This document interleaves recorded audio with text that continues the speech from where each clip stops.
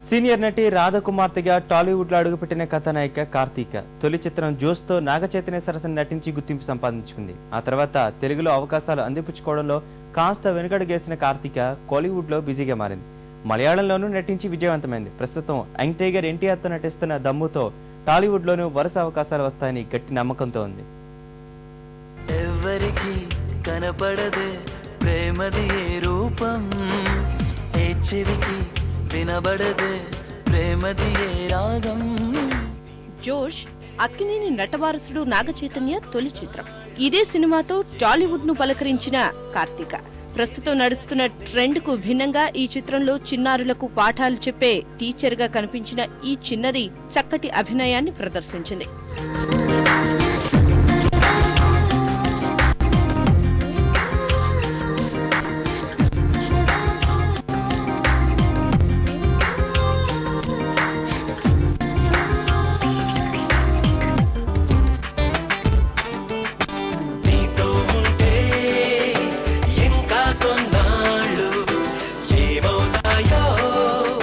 మొదటి సినిమాలో మంచి ప్రతిభ కనబరిచినా ఎందుకనో కార్తీకకు టాలీవుడ్ లో అవకాశాలు రాలేదు. ఫలితంగా కోలీవుడ్, మల్లీవుడ్ లో సినిమాలు చేస్తూ బిజీగా మారింది ఈ భామ. తమిళంలో కార్తీక నటించిన కో, తెలుగులో రంగం పేరుతో విడుదలై శతదినోత్సవం జరుపుకుంది.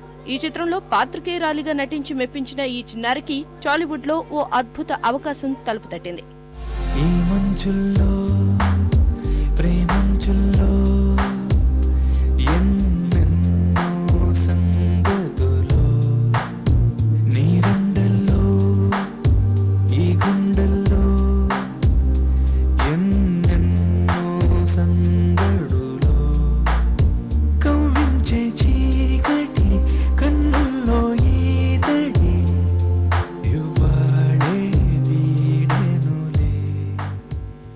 యంగ్ టైగర్ ఎన్టీఆర్, హిట్ చిత్రాల దర్శకుడు బోయపాటి శ్రీను కాంబినేషన్ లో తెరకెక్కుతున్న దమ్ములో నటించే అదృష్టం కార్తీకను వరించింది.